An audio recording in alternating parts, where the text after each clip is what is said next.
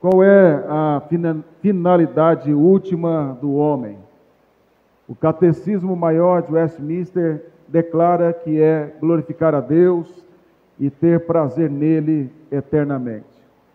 Um dos textos que é usado nessa declaração, qual se fundamenta, é Romanos 11:36, quando Paulo diz: porque dele, e por meio dele, e para ele, são todas as coisas. A ele, pois, a glória eternamente. Amém. Há um outro texto também que é citado nessa declaração, que é 1 Coríntios, capítulo 10, verso 31. Quando Paulo diz: portanto, quer comais, quer bebais, ou façais outra coisa qualquer, fazei tudo para a glória de Deus. Se o Senhor é o Criador de todas as coisas, Ele é o sustentador e o provedor de tudo, Senhor dos céus e da terra, é uma questão de lógica que nós o adoremos. É uma questão de lógica que nós nos prostremos diante dEle e usemos tudo que temos e somos para a sua glória. Não fazer isso, de fato, é uma atitude completamente irracional, completamente tola. Quando nós entendemos esta grande verdade que a Escritura nos apresenta de quem Deus é e quem nós somos, nós temos que reconhecer que não há em nós força, não há em nós sabedoria, não há em nós capacidade ou esperteza natural que não venha dele, que não venha da sua graça sobre nós. Nós fomos criados para servi-lo, para glorificá-lo e pertencemos a uma nova realidade, um novo mundo, uma nova criação, como nós tanto aguardamos, para servi-lo eternamente, como há pouco nós cantamos. Nós fomos criados para repousar nele e descansar nele, sabendo que o único lugar onde nós podemos repousar verdadeiramente e encontrar descanso é nele, dizia já Agostinho. Não há outro fato descansar, possa ser refrigerada, possa ser tranquilizada, que não seja na comunhão com o Senhor.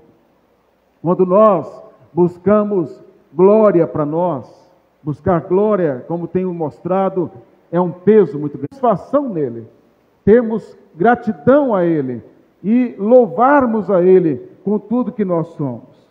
Quando nós olhamos para esse texto de Mateus capítulo 6, nesta parte do Sermão do Monte, que eu já iniciei com os irmãos, o verso 1 até o verso 2, nós podemos ver que Jesus trata de dois temas principais, dois grandes mandamentos. Lembra quando ele foi perguntado qual era o principal mandamento da lei? Ele disse que o principal mandamento da lei é amar o Senhor teu Deus de todo o coração, alma, força e entendimento, e o segundo é amar o próximo como a si mesmo. Nesse texto nós encontramos esses dois mandamentos aqui, onde o Senhor Jesus nos apresenta de forma invertida na ordem, mas não invertida na prioridade. Como assim? Quando você olha aí o capítulo 6, do verso 2 até o versículo 4, que é o nosso texto, nós vemos aqui o relacionamento com o próximo. Nós vemos a ordem para ajudar o necessitado, ajudar quem precisa. Isso é uma atitude social, é uma atitude de amar o próximo. Mas se você olhar aí o capítulo 6, do verso 5 ao verso 8, ele fala sobre oração. Depois do verso 9 ao verso 15, ele fala sobre a oração modelo, que é o Pai Nosso. Depois do verso 16 ao 18, ele fala sobre o jejum. Oração e jejum é relacionamento com quem? Com o próximo ou com o Senhor? Ou seja, a oração e o jejum é uma maneira de me relacionar com o Senhor, o amar e o glorificar. Então está aqui o primeiro e o principal mandamento de toda a Escritura, que é amar o Senhor de todo o nosso coração. Mas aqui nos versos que nós vamos meditar, ele fala sobre esse amor ao próximo. Mas o amor ao próximo tem que ser peneirado, interpretado pelo principal mandamento, que é amar o Senhor. O que significa? Que só posso amar o próximo se eu primeiro amar o Senhor.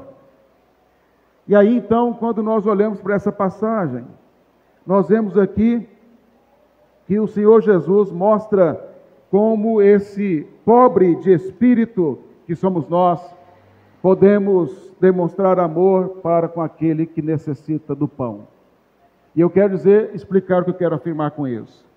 Quando você olha as bem-aventuranças, o que nós encontramos lá na primeira bem-aventurança, no capítulo 5, verso 3? Ele diz: bem-aventurados os humildes de espírito, porque deles é o reino dos céus. Humildes lá pode ser interpretado, traduzido como pobres de espírito. Não é pobre no sentido econômico, mas é pobre no sentido de alguém que se humilha diante de Deus, de alguém que reconhece a sua condição diante do Senhor. Então, todo verdadeiro crente é um pobre de espírito, é um miserável, é um agraciado porque ele é pobre e ele reconhece isso. Então, o que nós vemos aqui é agora a ordem de Jesus para esses pobres de espírito. É um pobre ajudando outro pobre. E aí então nós vamos entender isso no texto. Vamos ver então o capítulo 6, verso 3. Porém, ao dares a esmola. Primeiro ponto é o pobre de espírito ajudando o necessitado de pão. Estou qualificando bem isso aqui para ficar bem entendido, que o Senhor Jesus, quando diz tu porém, Ele está falando aos cidadãos do reino dos céus. E o cidadão do reino dos céus é o pobre de espírito, é o que se humilha diante de Deus. E esse deve ajudar o que tem necessidade do pão, que tem necessidade social. A gente vai trabalhar isso melhor, mas para você entender esse primeiro ponto. Agora Jesus diz aqui, tu porém ao dares a esmola, Jesus não poderia jamais dizer que nós não podemos ajudar o necessitado do pão. Por que ele não poderia fazer isso? Porque o Antigo Testamento ensina que tem que fazer isso. E Jesus não ensinou nada contrário ao Antigo Testamento. Ele ensinou o que o Antigo Testamento ensina e ampliou o seu ensino. Lá em Deuteronômio 15, 11, diz assim, pois nunca deixará de haver pobres na terra. Isso é uma verdade absoluta, irmãos. Nunca deixará de ter pobres na terra. Jesus citou isso quando aquele vaso de alambraço foi quebrado e Judas recriminou a mulher, a Maria, e disse que deveria ser vendida aos pobres. E aí Jesus o repreendeu, disse, os pobres sempre vocês terão com vocês, mas eu nem sempre.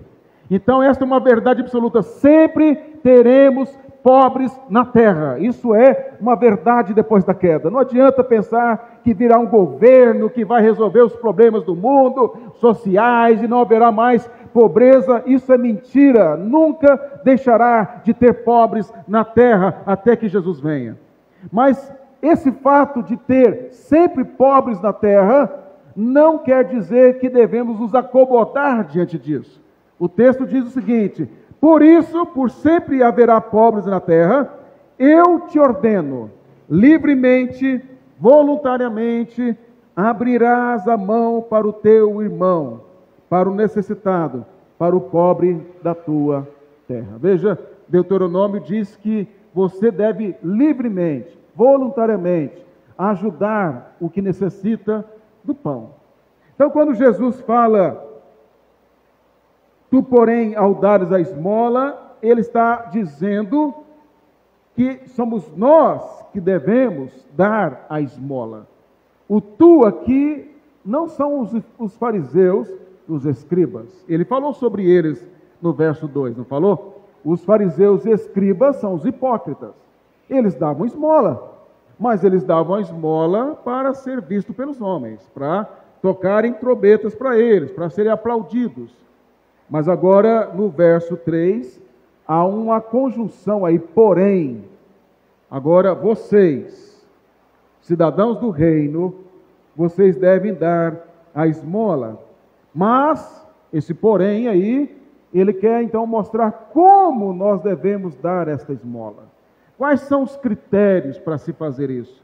Porque se ele condenou no verso 2 os fariseus e escribas, pela maneira como eles davam a esmola e pelas motivações que eles davam, agora ele vai mostrar como nós devemos fazer isso. Como nós devemos abrir a nossa mão para ajudar os outros, sem buscar reconhecimento dos homens. Esse é o grande desafio. Os fariseus faziam por qual razão? Para os homens reconhecerem. E aí ele diz no verso 2, eles já receberam a recompensa. Mas agora o grande desafio é para nós, para que nós façamos isso sem que haja desejo de reconhecimento. Mas antes de falar sobre esse ponto que Jesus está tratando, eu preciso apresentar para você, em linhas gerais, alguns critérios para você ajudar quem precisa do pão. Porque hoje em dia as pessoas, elas vivem mendigando de porta em porta, nos semáforos, nas portas das igrejas. Então nós precisamos entender que não é simplesmente uma obrigação de dar esmola a qualquer pessoa. Há princípios, há critérios para ajudar quem necessita do pão. E eu vou apenas mencionar algumas aqui para ninguém sair da igreja pensando que tem que parar no semáforo e entregar esmola para quem tem saúde para trabalhar. Não é isso que a Bíblia ensina. Vamos lá, alguns princípios rápidos aqui. Primeira coisa, conforme o próprio texto de Mateus 6, 25, quando fala para nós não andarmos ansiosos pela nossa vida, quanto que é a vez de comer, beber e pelo corpo, quanto que é a vez de vestir, e há outros textos, como lá em Mateus capítulo 5, que fala do verso 43 a 48, de nós ajudarmos os nossos inimigos também. Ajudar quem precisa não é enriquecer quem precisa, é ajudar com aquilo que é básico para a sobrevivência dele. É ajudá-lo com o que comer, o que beber e o que vestir. Então você não tem nenhuma obrigação de dar além disso a quem precisa. Você, se houver de fato uma necessidade real, justa, você precisa ajudar com o que vestir, beber e comer. Isso é o básico para sobreviver. Você não tem que comprar uma casa para a pessoa, comprar um carro para ela, você não precisa comprar roupas de marcas para ela, você não precisa enriquecer essa pessoa, você precisa dar a ela, caso de fato haja necessidade, você precisa dar a sobrevivência para ela, aquilo que é necessário para sobreviver. Esse é o primeiro princípio. O segundo princípio bíblico é que, como está lá em Romanos, também 12, 20, diz que nós precisamos, reafirma isso, que até mesmo para aqueles que são nossos inimigos, se ele tiver sede, dá de beber, tiver fome, dá de comer, se precisar de vestimenta, dá vestimenta, é sobrevivência. Outro princípio que nós aprendemos, e esse é duro, lá em 2 Tessalonicenses 3,10, Paulo diz, quem não trabalha, não coma. Quem não quer trabalhar, você não tem que ajudar. É duro, né? Mas isso é porque nós aprendemos errado nesse país. Se a pessoa não está procurando emprego, se ela não quer trabalhar, você não tem que ajudar. Você não ajuda quem não quer trabalhar. Qualquer homem aqui desta igreja que é honrado, eu tenho certeza absoluta que se ficar sem emprego, se ficar sem dinheiro para pagar água, energia, aluguel, seja o que for, não vai mendigar. Eu tenho certeza que os homens desta igreja, pelo que eu conheço, farão o que eu faria. Eu pediria trabalho e não pediria dinheiro a ninguém. Homem honrado não pede dinheiro para os outros, não pede esmola, pede serviço. E Paulo diz, quem não trabalha, não coma. Quando você ajuda alguém que não quer trabalhar, você acha que está ajudando? Você está incentivando a ele a viver desta maneira. Quando você olha uma pessoa que está, uma aqui por perto, que não tem uma das pernas e trabalha o dia inteiro vendendo à porta de um supermercado mandioca descascada, e aí você vê um rapaz todo forte pedindo alguma coisa no semáforo, você vai dar dinheiro para esse rapaz? Eu compro a mandioca descascada, mas eu não dou dinheiro para esse que não quer trabalhar.